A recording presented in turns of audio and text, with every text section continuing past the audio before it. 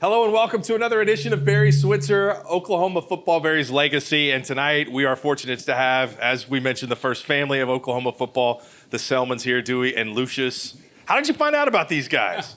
Well, I tell you, we heard that there's this giant nose guard over at Eufaula that was a fullback, thought he was going to be the next Jim Brown. Actually, Lucius came here. Lucius Selmon was the first of the brothers.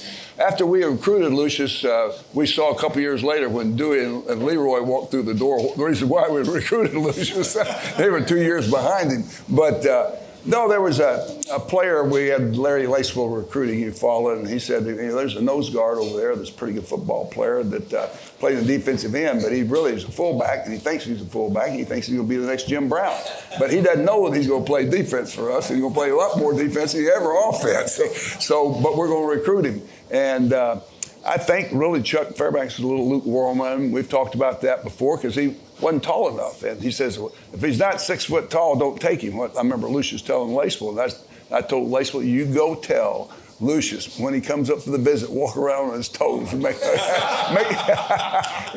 sure, because he's a 5'11" and a half, get him up there. But we're missing the other brother. My other brother is Leroy Selmon. He's the late Leroy Selmon, a great player, one of the three. And the unique story about the Selmons is this. It's why we're going to have a statue on this campus. We're going to have a heroic statue. It'll be 7 yards wide, 7 yards long, 3 yards wide. And it'll be these three guys. They'll select their picture, how they want to be erected in their uniform with the ball on the ground. It'll be probably an actual action shot that they'll have of what's happened in the past when they all played together. But the important thing is why we're doing this. It's about the history and legacy of Oklahoma football. We should stick it out in front of people's faces and show the world what the Selmon brothers did never has happened before. Never happened since and never will happen in the future. Three brothers start side by side at the same time and play together, and all three made All-American. All three graduated. All three were great leaders of their classes they were in. Student athletes, all outstanding students and outstanding men, all played professional football. And it was remarkable to think that this happened at Oklahoma, from a little town in Eufaula, Oklahoma. And we're so fortunate the first family of Oklahoma football is the Selmons. And they played for us. And when the Selmon played at Oklahoma, we were 54-3-1. 2 national championships. Think about that. When a Selmon walked on the field, the time he played at Oklahoma, we went 54-3-1 when Selmons played. That's impressive. I want to know what football games are like in the backyard in Eufaula. What were those like? Well, in the backyard, they were controlled by Lucius. Okay. He knew all the rules, but he also made up fictitious rules that me and Leroy didn't know about. And so he would manipulate the rules so he would always win. In fact, it was, how can you figure it though? He is one guy going to beat me and Leroy by himself. And so there had to be a little bit of cheating going on. Right. And so that was our thought of it and stuff. And I owe so much to Lucius because from initial beginning and stuff, we did not have a great love for football. But Lucius, when he started playing, he taught us all how to appreciate the game and how to love it and how to practice. And every time I see him, I say, I thank you, Lucius, for starting our career. I just recently met Charles, who was with us a couple weeks ago, Coach, and he may be the biggest of the Selmon brothers, and he didn't play football. So I would like to probably have recruited him on my team if I was playing in the backyard. Yeah, Charles is he's the second child in the family of 9. And the opportunity wasn't there. The integration in the school system wasn't there in Eufaula, and did not get a chance to play. But his statue as a kid growing up, and even now, it's overwhelming. He's a big guy, and every time we see him, and people ask who's the greatest Selmon. And we say it probably could have been Charles, but he is a he's a pretty good sized man. When you saw I Charles, you were respect mad that he didn't recruit him, I right? took a picture of Charles and I tweeted it out when I was up at Seven Clams, right up near the Kansas line. We were up there a few weeks ago doing a coach's cabana, and he showed up because he sat right where we were there. So he made the trip down, so I had a Selmon there that night, which is really neat. Were you guys, was it Oklahoma growing up? I mean, obviously when your big brother went to Oklahoma, that probably put Oklahoma into the lead, but were you always an Oklahoma football fan growing up, Lucius? Always had an eye on Oklahoma. When we looked at college football, I remember very well, it was Oklahoma, it was Arkansas, and it was the University of Texas. We always saw those bordering schools. But when I really got interested in the University of Oklahoma, I was looking at Steve Owens. I was looking at Steve Zabel, great football players. And I remember a young man that was making great one-hand catches. And I said, boy, this guy must be really good. And that was old Eddie Hinton. Eddie Hinton would make great catches. And, I think receivers now are just catching up to where Eddie was way back then in the 60s and everything. Eddie would make some really, really good catches. But, we were always interested in the University of Oklahoma. And Eufaula itself, the football coach down there was an Oklahoma man, and even the principal and all, it was taught to us all along.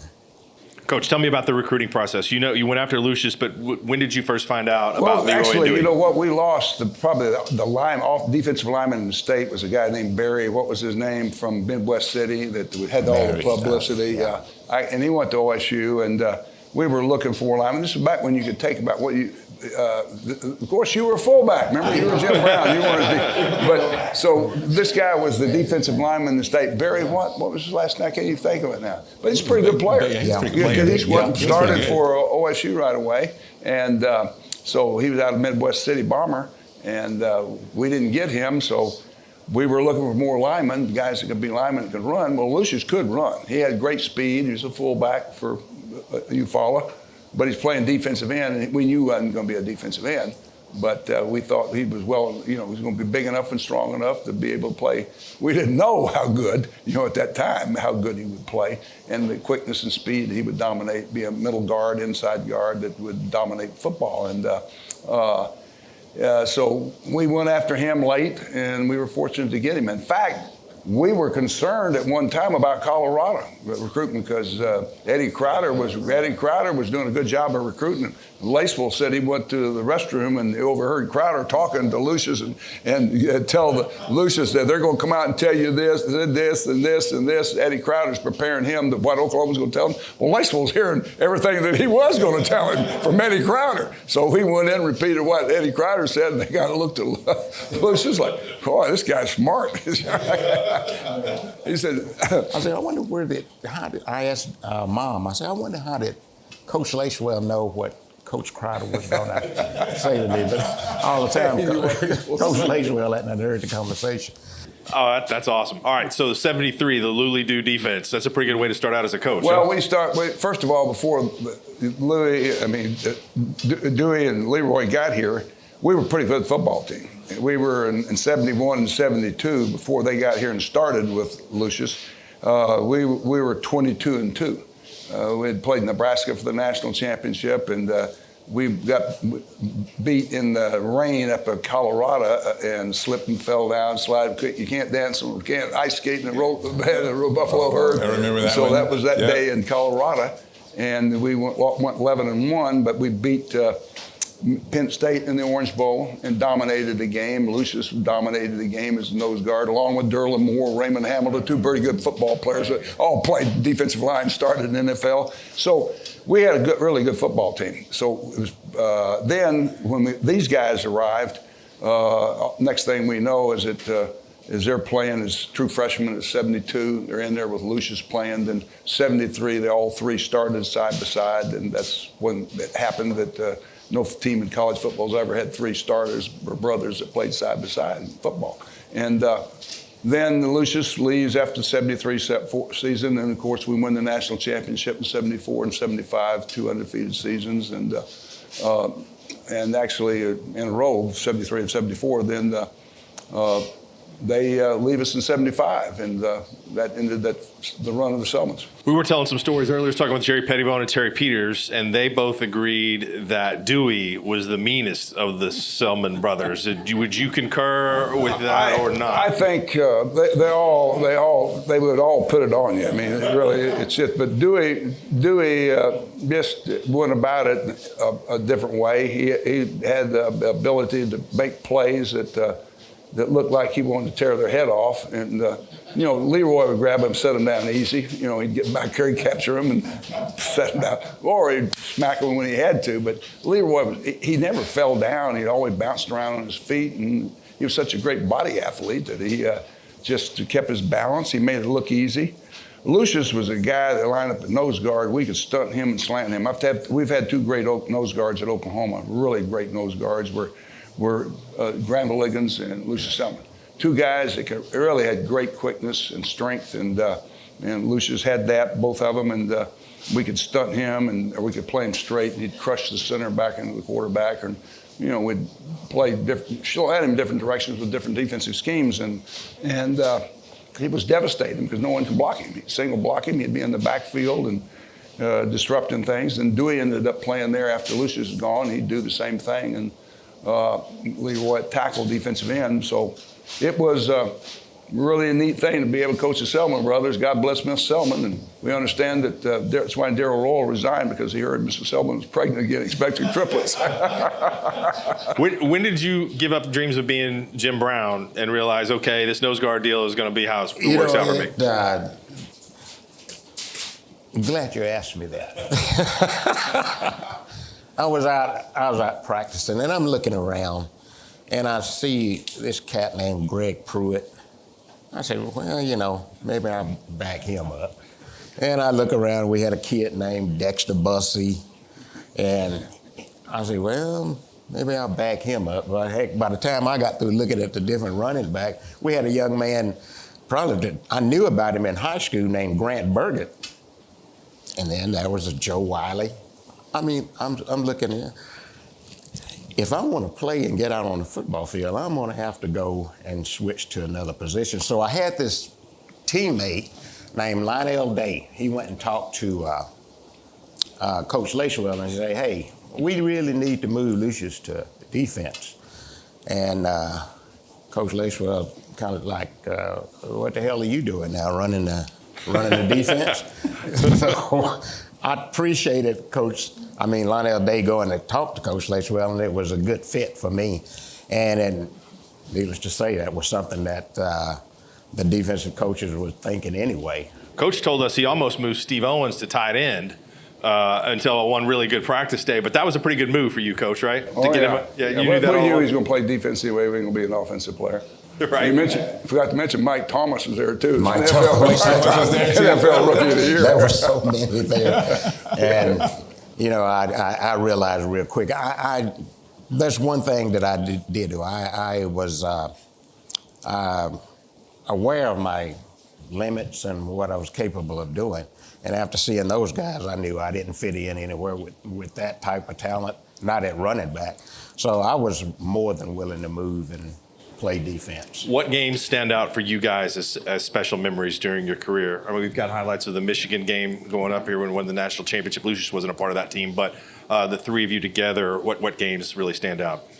Well, so many of them stand out. When you're rated number 1 or 2 in the country, you're playing against Texas and Nebraska and Colorado, and then just on an off week to make the schedule complete, let's go out and play the Trojans on their field. I always question that from the administrative standpoint. I say that, why are we going way out there to play them? I did too. Yeah. But those games, you never forget them. Even today, I still remember those games that we played against Nebraska and Texas. And but the game I think that really stands out the most is that when we came back after beating USC. Leroy's in the hospital, couldn't play with us, couldn't travel with us. But then we come back and we get to go and play Texas, and Leroy gets to start with us. I think that game was so exhilarating for the fact that, say, for once, it's going to happen. All three of us are going to get to play together on this team. Now, granted, I want everybody to know this and stuff. You got to understand how it worked. Lucius was going to play in already an All-American.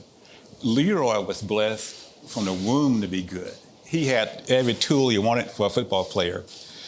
For me, I think my greatest role was to get to watch all this. And to make up for it, to not being the strongest or blessed with all the talent, I had no resolve but to be part mean, just to get there. And so that game, I remember going down that ramp for the first time, and that's where you really learned the great value of having juniors and seniors. Because to walk down that Texas ramp, you come out the locker room, and Coach Switzer was giving you this speech, and it's going to be, a whole game of slashing and fighting, and the best team is going to win. And you walk out there, and in this tunnel, there's a little bitty light of the field. And as you walk closer, it gets bigger, and the noise grows with it.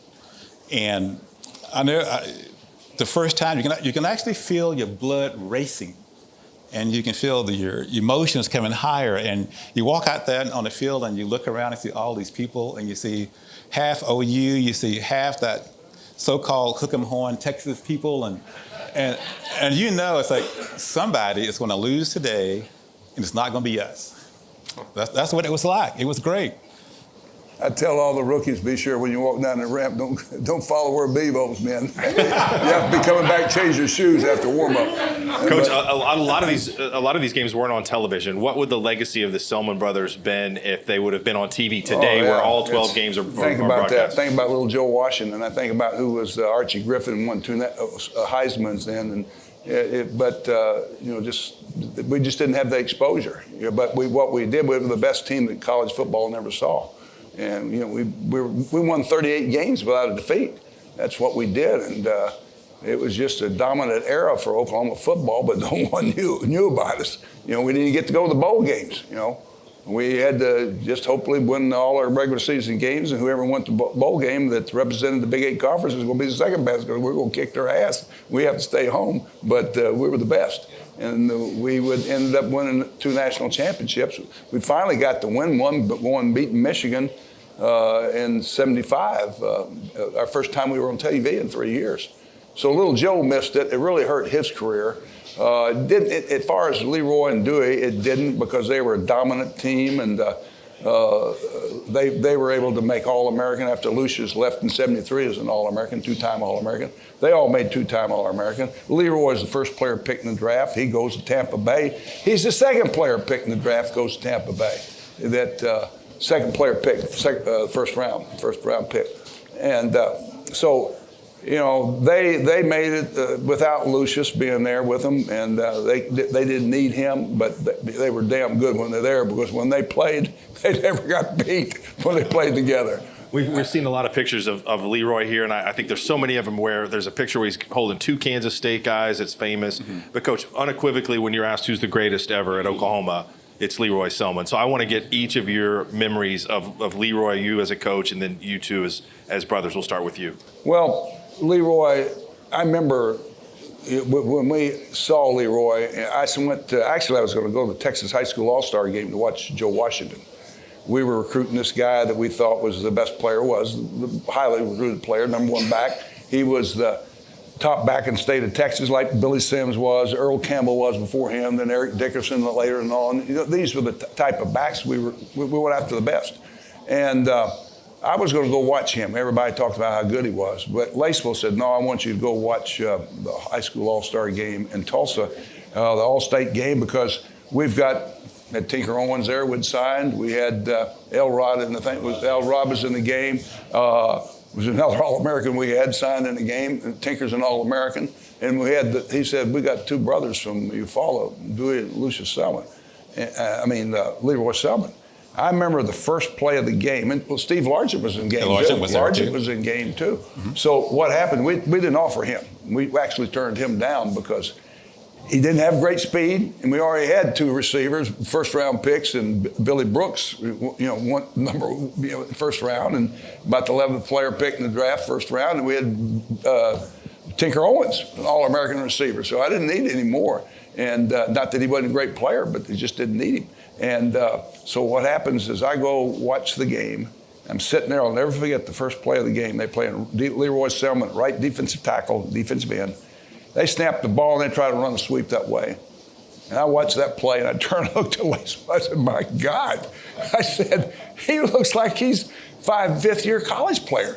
I mean, geez, just throw the tackle out of the way, up the field, contained, boom, explodes everything. And he never left his feet. And he just walks back there. I said, that's the damnedest play I've ever seen a high school kid make. And so he was that way when he got here. They're grading film at the end of the year. I'll never forget, Jimmy Johnson, Laceville, and I were sitting in there doing breakdown film when they were putting the defensive reels, breaking them down into defensive schemes. This defensive call we put on this reel, this defensive call put on this reel for teaching purposes. And every time Leroy Selmon came up there, we'd look at that and we'd say, God, what a player. And finally, Jimmy Johnson, who was coaching defensive line, he says, we probably should have started him. He was better than Derlin Moore, who played 10 years for the New Orleans Saints. Ended up playing for them. But we laughed and we said, we knew Leroy was better, but you should have started him. Leroy was better as a true freshman than this fifth-year senior was that played pro football. But he was just a special player. The pros knew it. Chuck Fairbanks was coaching at the New England Patriots. And he says, I said, Chuck, how do y'all rate Leroy in the draft? And he says, if he was 2 inches taller, he'd go off the scale as far as the grade. He says, no one ever have a grade higher than him. But he's the highest graded player in the NFL, and yet he's not a giant of a physical specimen. But, he was 6'3", 256, and could run like hell. He's a tailback high school. You were the fullback, right? He's a fullback blocker, but he's a tailback. They had 4.5, 4.6 speed, and they could run. And, so here's a great specimen, great athlete, and could play any position. And you ever saw him play on the basketball court, you knew why he's called the Big Cat, because he could do it all on the basketball court, too. So he's like Keith Jackson. He was like a Keith Jackson, but kind of athlete. Keith. You were brave enough to take these two guys on in the backyard, though, right? Oh, yeah. So you had to be crafty. Yeah, I want to know about the hogs. Well, y'all really... y'all lifted hogs over the fence, or is that what, to get them over the fence? Didn't take them to the gate, y'all just put them over the fence instead of taking them down to the gate? Is that true? Oh, yeah, that's true. That is true. We, now, how, like, full-grown hogs? No, I tell you what, you take a 150, 200-pound hog. That's a big one. That's a good-sized hog. Right, yeah. And, I never forget, there was a hog that had gotten out. And Dad said, hey, son, I want you to go down there and put that hog back in the pen. I said, oh, Dad, I take that little hog and twirl him with one finger and throw him over in the pen. Dad said, okay. Yeah, that hog is heavier than you think he is. So I went down there and I grabbed hold to the hog and I had him and got him right about to here. And the fence happened to be about that tall. Right. Couldn't quite get him over. So Dewey and Leroy just kind of standing there, okay, we want to see. Well, I'm screaming for them to come and help me and everything. But yeah, that was a chore that we did. We would lift hogs. And How far do y'all live out that road? well, outside of Eufaula, we was about 5 miles on Highway 9. And then you go about 4 miles out on Country Road. Country Road. Yeah. And back then, there were no lights, the blue lights that come on after dark. And we didn't have any of that. I mean, when it got dark, it was dark. It was On dark. Lucius Selmon Day in the spring of '74, I rode a John Deere flatbed tractor down to, pulling this trailer down to behind Lucius in back of a pickup. He was back of a convertible sitting up on back. We ride it down to Main Street to Eufaula, and they stop and we get off. And I said, what are we doing, Lucius? And he says, well, they're going to name this street here that goes out to my house, road that goes out to my house, Selmon Road. I said, don't let them do it.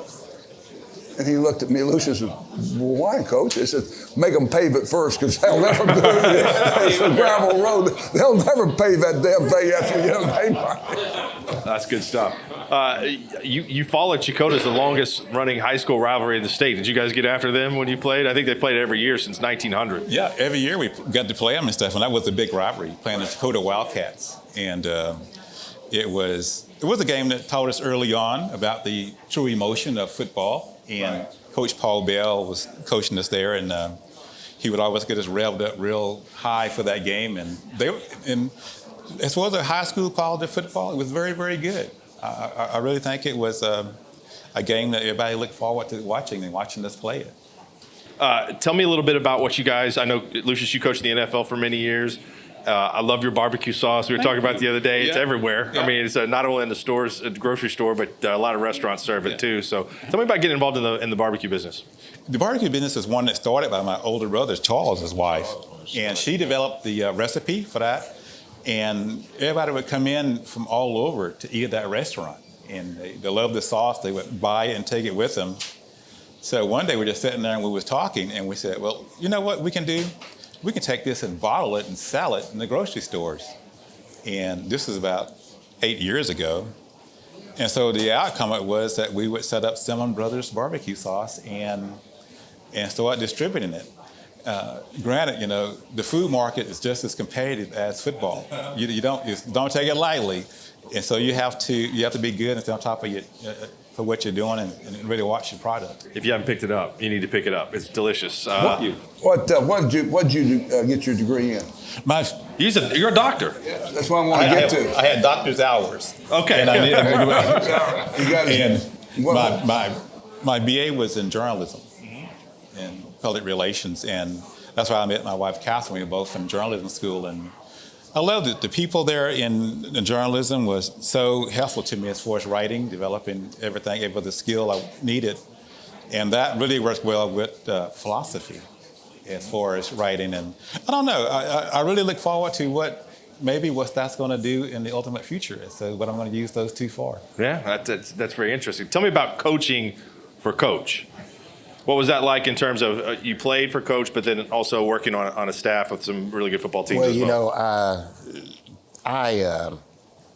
When Coach talked to me about that, all the time that I had gotten out of football, Coach had a big part in, directions in which I was trying to go. And he had gotten me and helped me get a job up at Kerr McGee. And I said to myself, I got to tell Coach, this is a dream job. I got me an office, got me an expense account and everything. I said, I ain't never leaving this place. And then 2 weeks in, Coach Switzer said, hey, Wendell, Coach Mosley is getting ready is going to leave. He's going to become head coach down at Southern University, and want to see if you might be interested in coming in and working with us. Well, probably one of the first questions I was kind of wondering, and I asked Coach Switzer, is I wonder how well were the other coaches that I played for, Coach Norris, Coach Lacewell, how will they accept me and everything? And Coach Switzer said, hell, I'm the head coach. If I accept you, they ain't got no choice. So I took that, and one of the easiest transitions just working with Coach Switzer. And I would say that if Coach Switzer was nowhere close to me. I mean that from my heart. He took me, and wasn't one just standing over, you got to do this, you got to develop this and everything. He told me to go out and just tell the players how to play the position. Just tell them how to play the position and make sure they understood it. And that was his philosophy and everything.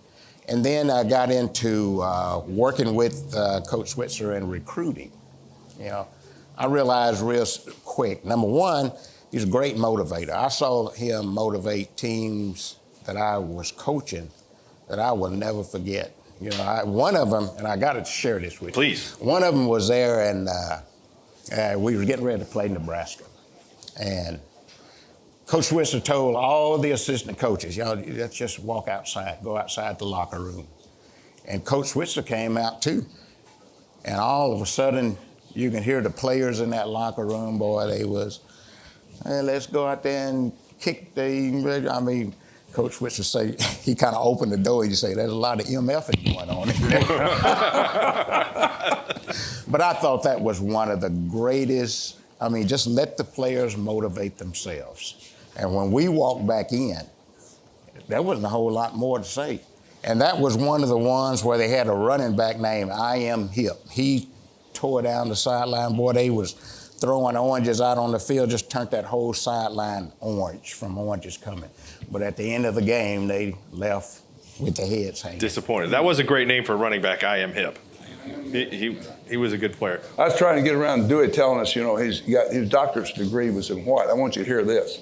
His doctorate degree was this. This is what I love. The doctorate degree, ours was in philosophy.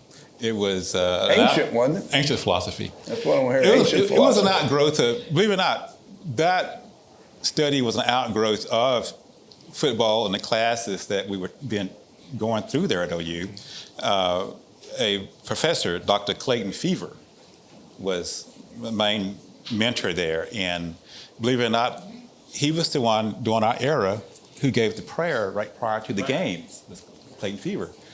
And so he directed me through that, and I just love the idea of philosophy, and I love the things that we learned there, and the idea of thinking about things that were contrastingly away from football, but when you look at the logic of it, it comes right back to it, just the idea of a whole team getting together with a common goal to go out and win. And so it all worked together, from journalism to philosophy to sports to Coach Switzer and brothers and family and total team. But then it went further than that. The idea of, if you literally look at our team, that team, the coaching staff all the way down, if you look at just the players and the coaches alone, that's not enough. You got to look at what made us tick. It was the spirit of the team. It was the fact that the upperclassmen policed freshmen and sophomores to making sure we did the right thing. And if you look at a football team coming out, my sophomore year, Coach Switzer just come to the scene as a head coach. We just been put on probation. We had nothing to play for. He gets on TV. He gives this speech. He says that we're going to challenge the Big Eight. We're going to challenge every team we play, and we're going to go out, and that's going to be our goal. And we're going to win every game. And this speech was so motivational. I'll never forget it. We're sitting 4 or 5 players in an apartment. Lucius immediately jumps up. Let's go work out. We went right to the field. Not only did we get affected, every other player came back to camp, top shape, ready to go play. And we did not care. We did not care who was going to play, where was going to play them, what time of day. We said, let's just go play because we were Oklahoma Sooners. And that's how deep it got inside of us. That we were not playing for self. We were playing for the fans who came to watch us, who believed in us. We're playing for the players who played before us, the Prince Guards, the coaches, Coach Fairbanks and McKenzie. So we're representing something that was truly bigger than what we were. And once you get to that level, you do things that you normally don't do. And you sacrifice for your teammates and for the fact that you're playing as an Oklahoma Sooner. And that's what it was. So you got to take it to that level. He made an A in that class, right? I understand from listening to that. Anyone that hears this understands the type of leadership, the type of character our football team displayed. Well, and this type of leadership, it spilled over into everyone and injected into every player we had on our team. What they were, what the Selmon brothers were, what they stood for, and what they said they listened to, and they demanded respect and got the respect of every player we had on the football team. That's impressive. I saw your daughter, Shannon, here tonight. Zach is a rising star in college administration, so that legacy carries on even further. Tell me about your kids. The kids. We have 6 of them. Shannon being the oldest, and Shannon, she is so competitive, so nice, and she really is doing well. Her and Vince Carter, who played her, they're married, have 3 children, worked for the FCA, and now they're working back here and moving back to Norman, where she works at a workout facility. And Vince he's got a trucking company. Now, Megan, she is with the State Department. She took a course that was truly a blessing to us. That she played basketball at Princeton and also at Trinity, but she was put into the ambassador's program, and she is now an ambassador for the U.S.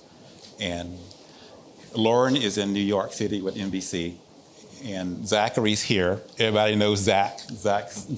That's a great fit. I love that when I see the relationship between OU, my kids, and also Oklahomans in general. So they're all here, and we have 2 adoptive daughters, Christiana and Gabrielle, who are now finishing up college. That's awesome. That's great. How many did you adopt from Africa? We adopted 3 total. 3 total. And orphanage.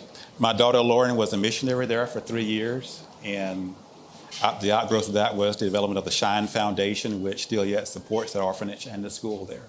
That's great. Lucius, you're still living in Jacksonville? Is that right? Oklahoma called me home. Okay, that's great. I'm in Claremore, Oklahoma. I'm there. I reverse things. Normally, kids come back and live with the parents. I came back to Oklahoma and lived with my kid. Trey's in Claremore. He's a coach or athletic director at Coach, athletic director in Claremore. So I was thrilled to death when I heard Lucius was back in Oklahoma because we kept wanting him to be back here, you know. And but he stayed in Jacksonville, still stayed there and helped coaching a lot of football camps, NFL camps, workout camps, and all. And but he never would come back. But all of a sudden, someone said to me, "Lucius is in Claremore, Oklahoma." I said, "God, we get to see him now." Let's wrap this up, and I want to ask you, Coach, because I know you've worked really hard on the statue project. What is it going to mean to you? Here's what. Oh, you have no idea what it means to me. I fought for this for years, and we had someone that didn't want it, and they're not here anymore. And we're going to get that done. And we are in fundraising right now, and we have raised about $700,000. It's going to cost about $800,000 to get all 3 of the Kyler Murray, Baker Mayfield, and the Selmon statue done, and bring all of our national award winners out of jail over there in the north end zone. And so we'll be able to display all this tradition we have that should have been out there years ago.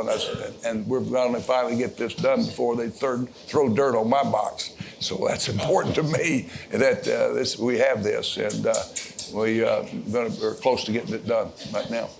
Guys, I've loved it and enjoyed getting to visit with you both tonight. It's been great, Coach. This is truly an honor to be here with the Selmons. Selmon brothers. First family of Oklahoma football.